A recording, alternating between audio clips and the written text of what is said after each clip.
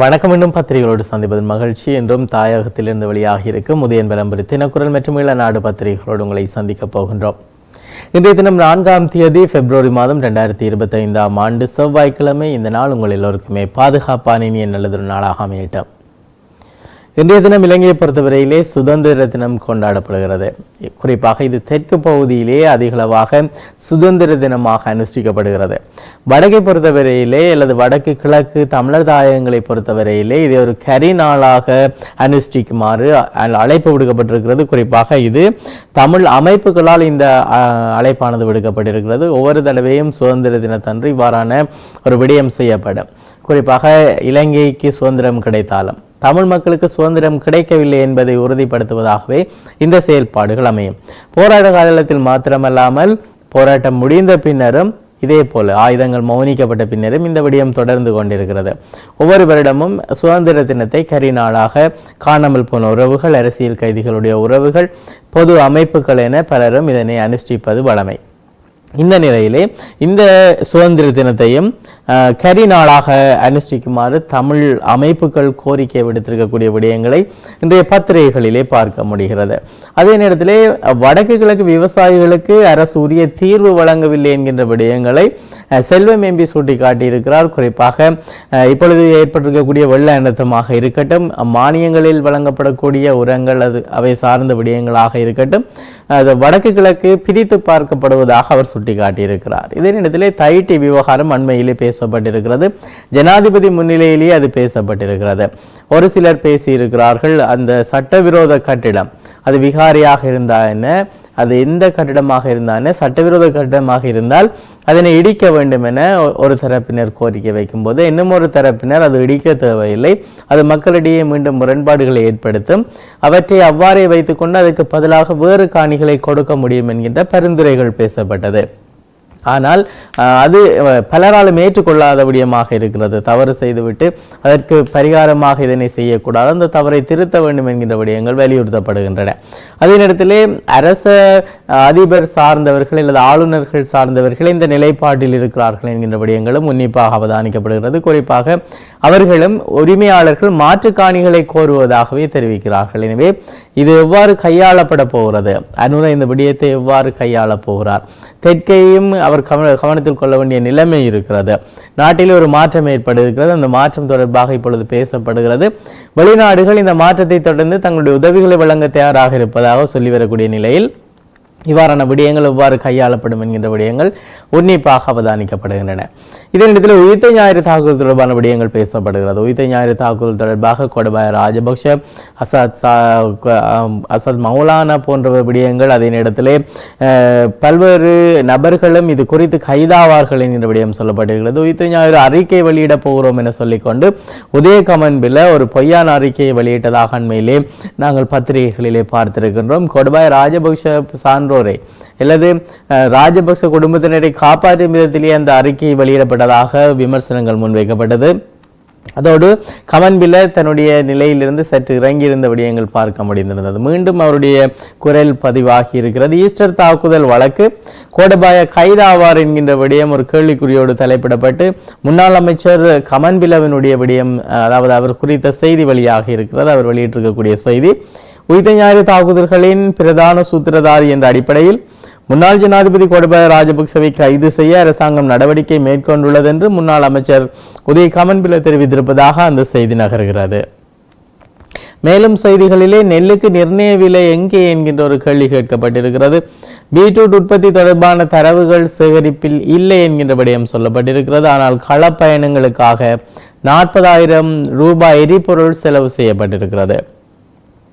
வடக்கு மாகாண விவசாய திணைக்களத்திலே யாழ் மாவட்டத்தில் பயிரிடப்படும் பீட்ரூட் செய்கை தொடர்பிலான தரவுகள் சேகரிப்பதில்லை என தெரிவிக்கப்படும் அதே நேரத்தில் கள விஜயத்துக்காக மாத்திரம் கடந்த ஆண்டிலே சுமார் 40,000 ரூபாய் செலவிடப்பட்டிருப்பதாக அந்த செய்தியில் குறிப்பிடப்பட்டிருக்கிறது. நீண்ட காலமாக இந்த விவசாய திணைக்களம் தொடர்பான விடயங்களிலும் ஊழல்கள் இருப்பதாக விமர்சனங்கள் முன்வைக்கப்பட்டிருக்கிறது.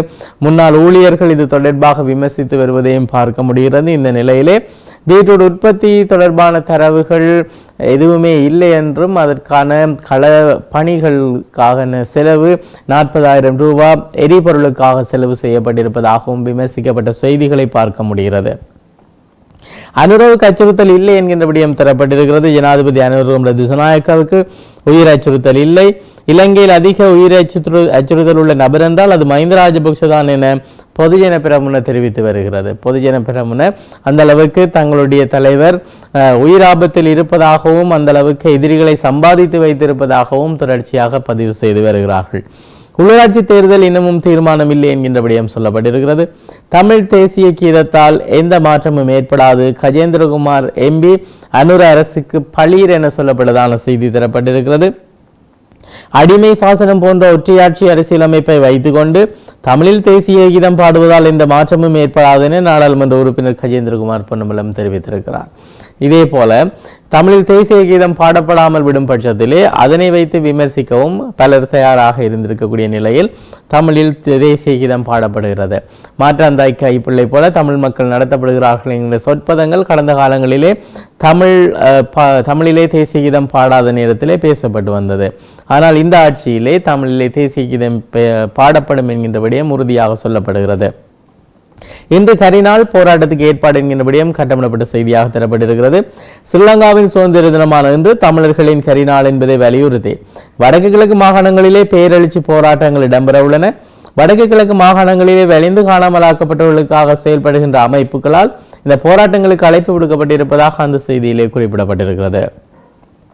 285 கைதிகள் விடுதலை என்கின்ற ஒரு செய்தி பார்க்க முடிகிறது.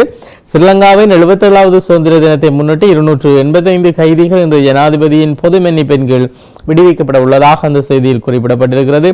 279 ஆண் கைதிகள் மற்றும் 6 பெண் கைதிகள் என 285 கைதிகள் விடுவிக்கப்பட இருப்பதாக அந்த செய்தியிலே சொல்லப்பட்டிருக்கிறது. அதாவது 285 கைதிகளிலே 179 ஆண் கைதிகளும் 6 பெண் கைதிகளும் உள்ளடங்குவதாகவே அந்த செய்தி அமைய பெற்றிருக்கிறது.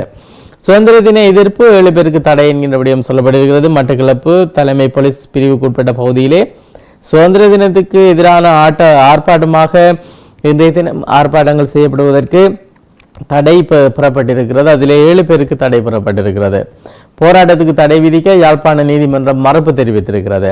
சுதந்திர தினமான இன்று யாழ்ப்பாணம் நல்லூர் பகுதியிலே பொத்துவில் தொடக்கம் பொலிகண்டி வரையிலான இயக்கத்தின் ஏற்பாட்டிலே நடைபெற இருந்த போராட்டத்துக்கு தடை விதிக்க யாழ்ப்பாண நீதிவான் நீதிமன்றம் மறுப்பு தெரிவித்திருப்பதாக அந்த செய்தி நகர்கிறது. முதியோர் ஒருவர் சடலமாக மீட்கப்பட்டிருக்கக்கூடிய ஒரு துயர செய்தி பார்க்க முடிகிறது. இந்த வருடம் இதுவரை 11 துப்பாக்கிச் சூடுகள் பதிவாகி இருக்கிறது. அதோடு தொடர்புடைய 3 வெளிநாட்டில் கைதாகி இருக்கக்கூடிய விடயங்களும் இன்றைய பத்திரிகைகளிலே பார்க்க முடிகிறது. நீதிமன்ற துப்பாக்கிச் சூடு மேலும் ஒருவர் கைதாகி இருக்கிறார். அதாவது கடந்த சில தினங்களுக்கு முன்னர் மன்னார் நீதிமன்றத்துக்கு முன்பாக இடம்பெற்ற துப்பாக்கிச் சூடு தொடர்பிலே ஒரு சந்தேக நபர் யாழ்ப்பாணம் பெரியவிளான் பகுதியில் வைத்து கைது செய்யப்பட்டிருப்பதாக அந்த செய்தி நகர்கிறது. முச்சந்தி முல்லையுடைய கருத்தை பார்க்க முடியும். ஊழ்வினை உறுத்தினால் பாழ்படுவார், பாதாளம் போகத்தானே வேணும் என்கின்ற கருத்தை அவர் பதிவு செய்திருக்கிறார். குறிப்பாக பல்வேறு விடயங்கள் தொடர்பாக அவர் இந்த கருத்தை பதிவு செய்திருக்க முடியும். இன்றைய தினம் தலைப்பு செய்தியில் குறிப்பிடப்பட்டிருக்கக்கூடிய ஈஸ்டர் தாக்குதல் தொடர்பான விடயமாகவும் அந்த செய்தி அமைய பெற்றிருக்கலாம். நேயர்கள் அது தொடர்பான விடயங்களை உறுதிப்படுத்திக் கொள்வார்கள். ஏனைய செய்திகளிலே சம்பள அதிகரிப்புக்காக 90 மில்லியன் ஒதுக்கீடு என்கின்ற விடயம் தரப்பட்டிருக்கிறது. அரசு சேவையாளர்களின் சம்பள அதிகரிப்புக்காக வரவு செலவு திட்டத்திலே 90 பில்லியன் ரூபாய் ஒதுக்கீடு செய்யப்பட உள்ளதாக பொதுமக்கள் பாதுகாப்பு மற்றும் நாடாளுமன்ற விவகார அமைச்சர் ஆனந்த் விஜயபால தெரிவித்திருப்பதாக அந்த செய்தியிலே குறிப்பிடப்பட்டிருக்கிறது. இதே நேரத்திலே பொறுப்புடன் செயற்பட்டாலே பொருளாதார மாற்றம் ஜனாதிபதி அனுர தெரிவித்திருக்கிறார். தொழிலதிபர் பாலேந்திரா காலமானார் என்கிற விடயம் சொல்லப்பட்டிருக்கிறது. இலங்கையின் பெரும் தொழிலதிபரும் நிர்வாகியுமான தேசமானிய கந்தியா பாலேந்திரா தனது 85வது வயதிலே காலமானதாக அந்த செய்தியில் குறிப்பிடப்பட்டிருக்கிறது. எல்லை தாண்டி மீன்பிடி இந்திய மீனவர்கள் கைது என்கின்ற செய்தி தொடர்கதையாக அமைய பெற்றிருக்கிறது. மின்கட்டண குறைப்பு நடைமுறை எரிசக்தி அமைச்சு தகவல் வெளியிட்டிருக்கிறது. ஜனவரி மாதம் 31ஆம் தேதி முதல் 20% மின்கட்டண குறைப்பு நடைமுறைப்படுத்தப்பட்டுள்ளதாக மின்சக்தி எரிசக்தி அமைச்சர் குமார் ஜெயக்கொடி தெரிவித்திருப்பதாக அந்த செய்தி நகர்கிறது. இதே நேரத்தில் யாழ் சிறைச்சாலையில் இன்று குருதி கொடி என்கின்ற விடயங்களும் பதிவாகி இருக்கிறது. இது இன்றைய உதயன் பத்திரிகையில் இடம்பெற்றிருக்கக்கூடிய மிக முக்கியமான செய்தியாளாக அமைந்திருக்கிற நேரத்திலே மேலும் பல செய்திகளையும் பார்க்க முடிகிறது. வலம்புரி பத்திரிகையை பார்க்கலாம். தலைப்பு செய்தியாக தரப்பட்டிருப்பது இலங்கையின் சுதந்திர தினம், தமிழ் மக்களின் கரிநாள், அறிக்கையிட்ட தமிழ் அமைப்புகள் என்பதே இன்றைய வலம்புரி பத்திரிகையின் தலைப்பு செய்தியாக அமைய பெற்றிருக்கிறது. இலங்கையின் சுதந்திர தினத்தை கரிநாளாக அனுஷ்டிக்குமாறு தமிழ் அமைப்புகள் அறைகூவல் விடுத்துள்ளதுடன் அது தொடர்பான போராட்டங்களிலும் கலந்து கொள்ளுமாறு அழைப்புகள் விடுத்திருப்பதாக அந்த செய்தி நகர்கிறது. முன்பக்க செய்திகளிலே கரிநாள் போராட்டம், 7 மட்டக்களப்பு நீதிமன்றம் தடை என்கின்ற விடயம் சொல்லப்பட்டிருக்கிறது. ஈஸ்டர் தாக்குதல் சூத்திரதாரியாக கோட்டாவை அறிவிக்க அனூர் அரசு சதி, உதய கமன்பில குற்றம் சாட்டு என்கின்ற விடயம் சொல்லப்பட்டிருக்கிறது. இன்று 77வது சுதந்திர தினம் சுதந்திர சதுக்கத்திலே விழா ஏற்பாடு செய்யப்பட்டிருக்கிறது. வலிமையாக காலி முகத்திடலிலே பெருமளவாக ஏற்பாடு செய்கின்ற இந்த சுதந்திர தின கொண்டாட்டமானது இன்றைய தினம் சுதந்திர சதுக்கத்திலே அமைதியான முறையிலும் வலிமையான முறையிலும் கொண்டாடப்படும் என எதிர்பார்க்கப்படுகிறது. போதை மாத்திரைகளுடன் இளைஞர் ஒருவர் கைதாகி இருக்கிறார். எல்லை தாண்டி மீன்பிடி 10 இந்திய மீனவர்களுக்கு 17ஆம் தேதி வரை மறியல் என்கின்ற விடயம் சொல்லப்பட்டிருக்கிறது. இறக்குமதி கொள்கலன்கள் பரிசோதனை என்று விடுவிப்பு, விசாரிக்க குழு நியமனம் என்கின்ற விடயம் சொல்லப்படுகிறது. இது குறித்து ஆளுநர் ஒருவருக்கு குற்றம் சாட்டப்பட்டிருக்கிறது. அவருடைய சிறப்பு அதிகாரத்தினால் அந்த கொள்கலன் விடுவிக்கப்பட்டதாகவும் அதிலே பாரதூரமான விடயங்கள் இருந்ததாகவும் சொல்லப்பட்டிருக்கிறது. ஆனால் ஆளுநர் அதனை மறுத்திருக்கிறார். மன்னார் சூட்டு சம்பவம், மேலும் ஒருவர் கைது, அதாவது குறிப்பாக ஜாலியில் அவர் கைது செய்யப்பட்டிருக்கிறார் பெரிய விழான் பகுதியிலே. அந்த செய்தி நாங்கள் ஏற்கனவே பார்த்திருக்கின்றோம். பதவியின் மகத்துவம் கருதி தேர்தல் பிரச்சாரங்களை தவிர்க்க அனுர முடிவு என்கின்ற விடயம் சொல்லப்பட்டிருக்கிறது. உள்ளூராட்சி தேர்தல் பிரச்சாரங்களிலே ஜனாதிபதி அனுர திசாநாயக்க கலந்து கொள்ளாமல் இருக்க தீர்மானித்திருப்பதாக அந்த செய்தி தரப்பட்டிருக்கிறது. அனுரவின் ஜாழ் விஜயம் வெடித்தது புதிய சர்ச்சை, தனித்தது பாதுகாப்பு அமைச்சு என்கின்ற விடயம் சொல்லப்பட்டிருக்கிறது.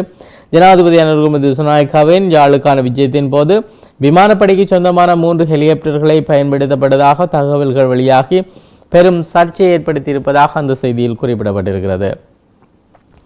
பொது பாதுகாப்பு அமைச்சர் எம்பி பதவி வகிக்க தகுதியற்றவர், பதவியை வரிதாக்க கோரி நீதிமன்றத்தை நாட பெறமென முடிவு என்கின்ற விடயம் சொல்லப்பட்டிருக்கிறது. பொதுமக்கள் பாதுகாப்பு அமைச்சர் ஆனந்த விஜயபாலாவின் பாராளுமன்ற உறுப்பினர் பதவியை செல்லுபடியற்றதாக்கி உத்தரவிடக் கோரி மேன்முறையீட்டு நீதிமன்றத்திலே மனு தாக்கல் செய்யப்பட உள்ளதாக அந்த செய்தியிலே குறிப்பிடப்பட்டிருக்கிறது. குறிப்பாக இவ்வாறொரு பொதுமையான சிந்தனையை கொண்டிருக்கக்கூடியவர் பொதுமக்கள் பாதுகாப்பு அமைச்சராக இருக்க முடியாது. கடந்த காலங்களிலே இருந்திருக்கக்கூடிய சரத் வீரசேகர போன்ற இனவாத கருத்துக்களை கற்கக்கூடியவர்களே பொது பாதுகாப்பு அமைச்சராக இருக்க முடியும் என்பது பொதுவிஜன பெரமுனுடைய நிலைப்பாடு போன்றுள்ளது. காரணம், கடந்த காலங்களிலே பொதுமக்கள் பாதுகாப்பு அமைச்சர்களாக நியமிக்கப்பட்டிருந்தவர்கள் இனவாத கருத்துக்களையே தொடர்ச்சியாக பதிவு செய்து வந்திருந்தார்கள். பத்திரிகை கண்ணோட்ட நேரத்திலே அவற்றை மாத்திரமே நாங்கள் பார்த்திருக்கிறோம். அதே நேரத்தில் தேசிய மறுமலர்ச்சிக்காக அணி திரள்வோம் சுதந்திர தின வாழ்த்துச் செய்தியிலே ஜனாதிபதி அனுர இந்த வாழ்த்துச் செய்தியை பகிர்ந்திருக்கிறார். அவை சார்ந்த விடயங்கள் விரிவாக தரப்பட்டிருக்கின்றன. வடக்கு கிழக்கு மேற்கு தெற்கு என அனைத்து மக்களாலும் கட்டியெழுப்பப்பட்ட மக்கள் அரசாங்கத்துடன் புதிய பாதையில் நுழைந்துள்ளோம் எனவும் அவர் மேலும் தெரிவித்திருக்கிறார். இதே நேரத்திலே நேற்றைய பத்திரிகைகளில் நாங்கள் பார்த்திருந்தோம், வெளிநாட்டு செய்திகள் பக்கத்திலே அமெரிக்கா தன்னுடைய நாட்டுக்குள்ளே இறக்குமதி செய்யப்படுகின்ற கனடாவின் பொருட்களுக்கு வரி அதிகரித்ததை தொடர்ந்து கனடா அமெரிக்காவுக்கான பொருட்களை இறக்குமதி செய்கின்ற நேரங்களிலே அதற்கான வரியையும் அதிகரித்திருந்ததை நேற்றைய பத்திரிகைகளிலே நாங்கள் பார்த்திருந்தோம். இன்றைய பத்திரிகைகளில் சொல்லப்பட்டிருக்கிறது, கனடாவின் பொருட்கள் நமக்கு தேவையில்லை, கனடாவுக்கு ட்ரம்ப் பதிலடி என்கின்ற விடயம் சொல்லப்பட்டிருக்கிறது. கனடாவில் உற்பத்தி செய்யப்படுகின்ற எந்த பொருட்களும் எங்களுக்கு தேவையில்லை, எங்களிடம் ஆற்றல் உள்ளதென அமெரிக்க ஜனாதிபதி டொனால்டு ட்ரம்ப் தெரிவித்திருக்கிறார். இதே நேரத்திலே பல்வேறு செய்திகளை பார்க்க முடிகிறது. வர்த்தக போரிலே அமெரிக்கர்களும் பாதிக்கப்படலாம் என ட்ரம்ப் தெரிவித்திருக்கிறார். மெக்சிகோ, கனடா மற்றும் சீனா ஆகிய நாடுகளின் மீது விதிக்கப்பட்டுள்ள கடுமையான கட்டணங்கள் அமெரிக்காவுக்கு குறுகிய கால வலியை ஏற்படுத்தக்கூடும் எனவும் அந்த ஜனாதிபதி தெரிவித்திருக்கிறார். குறிப்பாக இதற்கு நாட்டு மக்களை தயார் நிலையில் இருக்குமாறு அவரும் அழைத்திருக்கலாம். கடந்த கால எங்களுடைய ஜனாதிபதிகள் அவ்வாறு சொல்லுவார்கள். இந்த நிலைமையை மக்கள் சகித்து கொள்ள வேண்டும் என சொல்லிக் கொள்வார்கள். தினக்குரல் பத்திரிகையை பார்க்கலாம். ஆலயங்கள் பள்ளிகள் இடிக்கலாம் என்றார், தைட்டு விகாரையும் அகற்றப்பட வேண்டும், சட்டவிரோத கட்டிடம் அகற்றப்பட வேண்டும் என்பதில் மாற்றமில்லை, மக்கள் பக்கமே நாம் எப்போதும் நிற்போம் என்கிறார் கஜேந்திரகுமார் என அந்த செய்தி பதிவாகி இருக்கிறது. இலங்கையில் அனுமதியின்றி சட்டவிரோத கட்டிடங்கள் கட்டப்பட்டதாக கூறி இந்து ஆலயம் மற்றும் இஸ்லாமிய பள்ளிகளை இடித்து அகற்றப்பட்டிருக்கக்கூடிய விடயங்கள் இடம்பெற்றிருக்கின்றன. அந்த வகையில் தைட்டி விகாரையும் அகற்றப்பட வேண்டும் என்று தேசிய மக்கள் சக்தியின் முன்னாள் தலைவரும் பாராளுமன்ற உறுப்பினருமான மன்னிக்கவும் தமிழ் தேசிய மக்கள் முன்னணியினுடைய தலைவரும் பாராளுமன்ற உறுப்பினருமான கஜேந்திரகுமார் பொன்னம்பலம் இந்த விடயங்களை வலியுறுத்தியதாக அந்த செய்தியில் குறிப்பிடப்பட்டிருக்கிறது. அரசின் அடிவருடிகளே விகாரிகளை அகற்றக்கூடாது என்றும் அது அமைந்துள்ள காணிக்கு பதிலாக மாற்று காணிகள் வழங்க வேண்டும் என்றும் கூறுவார்கள். அவர் பல விடயங்களை சுட்டிக்காட்டி பேசியிருக்கிறார். அவை விரிவாக தரப்பட்டிருக்கின்றன. அர்ஜுனா எம்பிக்கு எதிராக நீதிமன்றத்திலே குற்றப்பத்திரம் என்கின்ற விடயம் சொல்லப்பட்டிருக்கிறது. போக்குவரத்து விதிமீறல்களில் ஈடுபட்டதாக குற்றம் சாட்டப்பட்டிருக்கிற யாழ் மாவட்ட பாராளுமன்ற உறுப்பினர் ராமநாதன் அர்ஜுனாவுக்கு எதிராக மே 28 நீதிமன்றத்திலே குற்றச்சாட்டுகள் சார்பான விடயங்களை தாக்கல் செய்யுமாறு அனுராதபுரம் தலைமை நீதிவான் தெரிவித்திருக்கக்கூடிய விடயங்கள் தரப்பட்டிருக்கின்றன. திடீரென மைதானத்துக்குள் பூந்து தாக்கிய கும்பல் வவுனியாவில் ஒருவர் வைத்தியசாலையில் என்கின்ற விடயம் சொல்லப்பட்டிருக்கிறது.